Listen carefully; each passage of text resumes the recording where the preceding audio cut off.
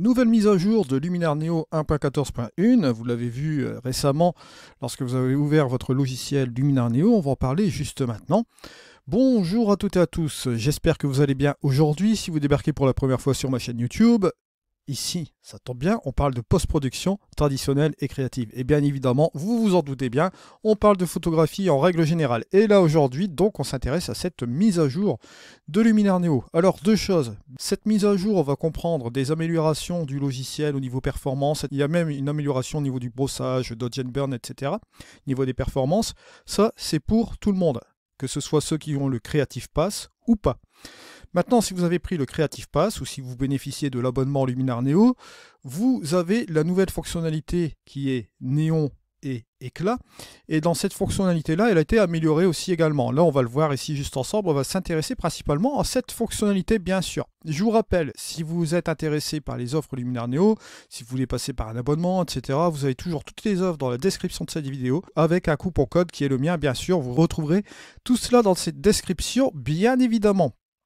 Alors, n'oubliez pas aussi, encore une autre parenthèse, comme ça après on débute directement le tutoriel, vous avez mes packs de presets qui sont disponibles sur le marketplace, encore une fois, tout cela dans la description de cette vidéo. Je vous rappelle que tous ces liens sont bien évidemment des liens affiliés. Ça me permet d'avoir une modeste commission pour pouvoir continuer les tutoriels sur ma chaîne YouTube et de vous fournir en continu du contenu sur celle-ci. Allez, on y va, c'est parti.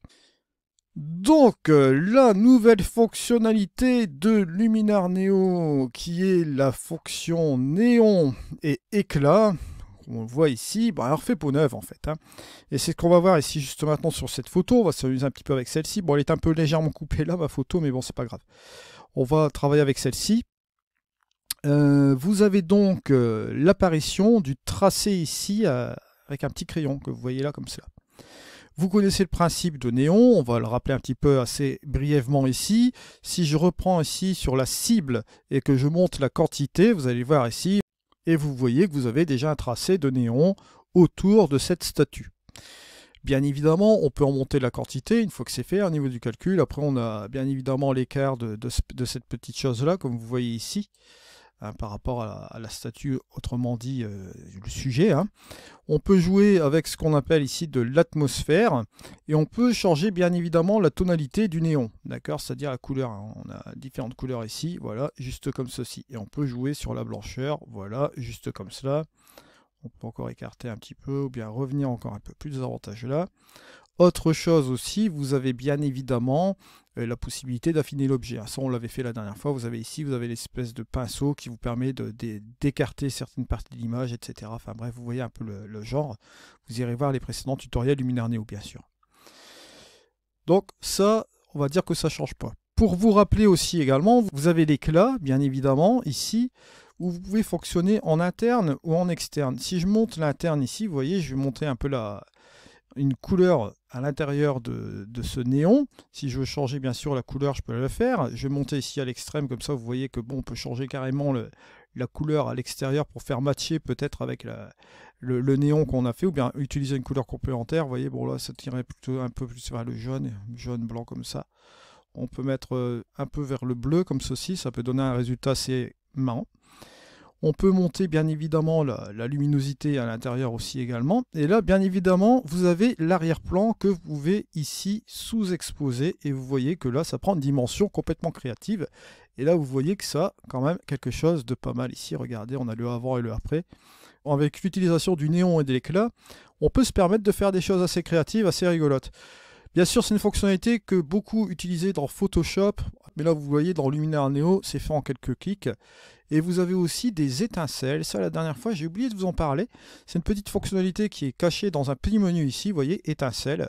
Si vous montez la quantité ici des étincelles, vous allez le voir. Vous voyez, donc après, on peut jouer ici notamment avec ces étincelles. Bon, bien sûr, il y a toujours des petits temps de calcul avec cette petite fonctionnalité-là. Et là, vous voyez, on a un petit peu d'étincelles. Et bien évidemment, en externe, vous pouvez aussi monter la quantité ici d'éclat. Comme vous le voyez là, regardez, on peut encore la petite chose, et monter la quantité aussi, la taille de l'éclat. Regardez, on peut faire un truc diffus aussi là comme cela, c'est pas mal non plus. On peut bien évidemment changer la couleur, regardez, reprendre un peu cette tonalité là. Et bien évidemment, on peut jouer encore sur la blancheur, si on veut un peu soit partir vers le bleu, ou bien soit mitiger, repartir un peu vers le blanc, en mélangeant la tonalité ici, comme vous voyez là. Et bien évidemment, avec les étincelles, on peut toujours jouer sur des étincelles ici, avec de la diffusion. Regardez à l'extérieur, regardez comment cela marche. Ça, c'est super sympa. Au niveau de cette fonctionnalité-là, on peut bien évidemment jouer sur la couleur des étincelles. Ça nous donne un truc sympa, comme vous voyez là. Bon, on peut jouer sur cette tonalité, cette quantité, comme vous voyez ici, avec la blancheur, voilà. Et on en arrive un petit peu sur ce résultat-là. Je vais regarder si je peux pas revenir un peu là. On peut regarder aussi sur le néon, si on peut pas revenir un petit peu plus en arrière comme ça, au niveau de la diffusion, voilà. Et vous voyez, on a ici le avant et le après. Petit truc simple, hein, je me suis amusé avec cette petite photo là, comme vous voyez là, ça donne un résultat assez particulier sur la photo. Si je reprends du point de départ, c'était une photo qui était comme celle-ci, d'accord, j'ai fait une petite post-production, et vous voyez, on est sur ce résultat-là, regardez. Et là, regardez un petit peu ce qui se passe, on a ici le avant et le après. Vous voyez que c'est quand même assez sympa. Maintenant qu'on a fait un rappel de la fonctionnalité néon avec l'éclat, on va revenir ici sur le tracé qu'on va faire juste maintenant. Allez, c'est parti. Alors le tracé que vous voyez ici, bon, vous cliquez tout simplement là. Hein. Ce qu'on va faire, on va revenir ici en arrière sur la fonctionnalité, ce qu'on a fait. Et là, vous allez avoir un petit crayon. Bon, alors, vous allez me dire, ça sert à quoi ce truc-là? Pourquoi on a un petit crayon? Comment ça va fonctionner? Parce que vous avez vu qu'il y a un petit truc aussi avec la touche de Shift aussi à faire. Alors, la première chose qu'il faut faire, c'est appuyer pour avoir un point. D'accord? Vous prenez votre petit crayon, vous appuyez là comme ça. D'accord? Une fois que vous avez votre point là, vous allez appuyer sur la touche Shift majuscule. D'accord? Vous cliquez sur ce point-ci, voilà, juste comme ceci. On va aller là, on va refaire une ligne en appuyant sur Shift et on appuie encore une fois ici. Vous voyez, ça vous fait un tracé comme ça. Voilà, juste comme cela. Bon, on va faire ça assez rapidement. Hein.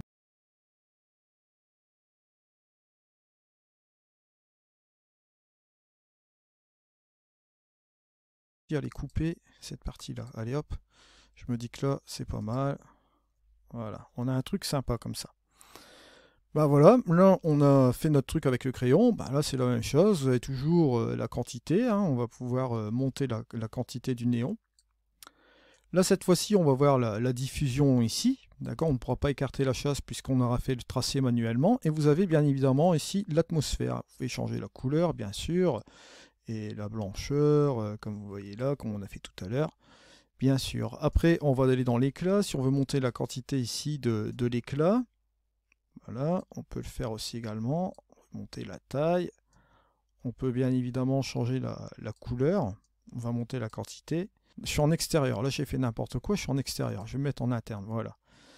Je vais mettre, voilà, cette couleur-ci. Et là, vous voyez que là, bon, bien évidemment, comme on est dans, comment dire ça, dans l'éclat, qu'on a fait notre sélection manuelle ici, ce qu'il va falloir faire, bien sûr, c'est affiner l'objet. Et pour affiner l'objet, bien évidemment, vous avez la possibilité d'utiliser une brosse, c'est-à-dire que là, on va pouvoir effacer la partie qu'on veut pas mettre en place, en fait. Hein. Le reste de l'image, on ne veut pas la mettre en place. Donc voilà ce qu'on fait. On fait tout simplement cela, vous voyez.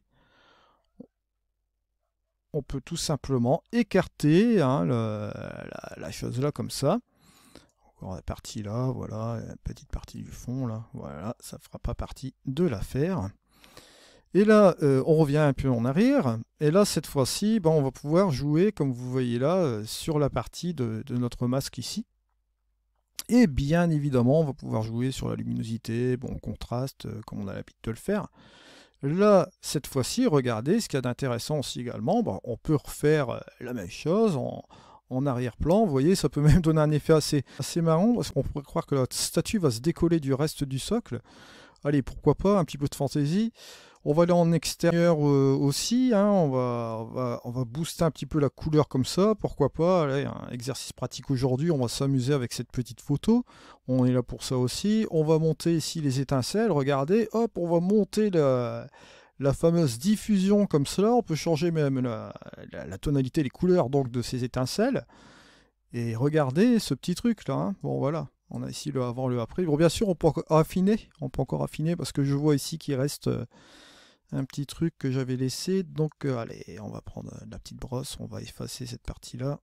Voilà, et on n'en parle plus, et vous voyez, on en arrive sur ce résultat-là. Regardez ça. Hop, on a ici le avant, et hop, le après. Vous voyez, un petit truc sympa aussi comme ça. Là, on peut faire aussi des petites choses.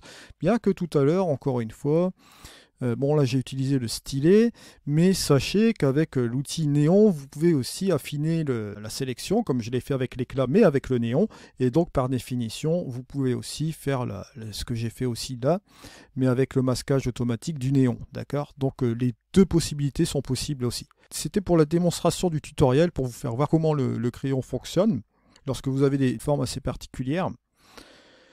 Vous pouvez aussi utiliser le crayon pour faire autre chose, un autre néon sur une autre partie de l'image, etc. Bon, vous imaginez un petit peu la petite astuce. Il n'y a pas de limite avec cet outil, bien sûr. Donc, on s'amuse bien avec Luminaire Neo, comme vous le voyez ici. C'est la fin de ce tutoriel. Je vous remercie de m'avoir suivi. Encore une fois, un grand merci pour votre fidélité. Vous avez tous les liens dans la description de la vidéo, que ce soit Luminaire Neo, mes packs de presets, que ce soit les packs d'extension, etc., etc.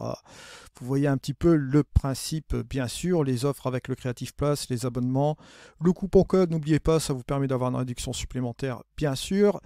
Ça ne vous coûte rien, bien évidemment, et moi, ça me permet d'avoir une modeste commission pour continuer à faire mes tutoriels sur cette chaîne YouTube. Je vous remercie encore de m'avoir suivi. On se retrouve dans une prochaine vidéo, c'était dit. Allez, au revoir.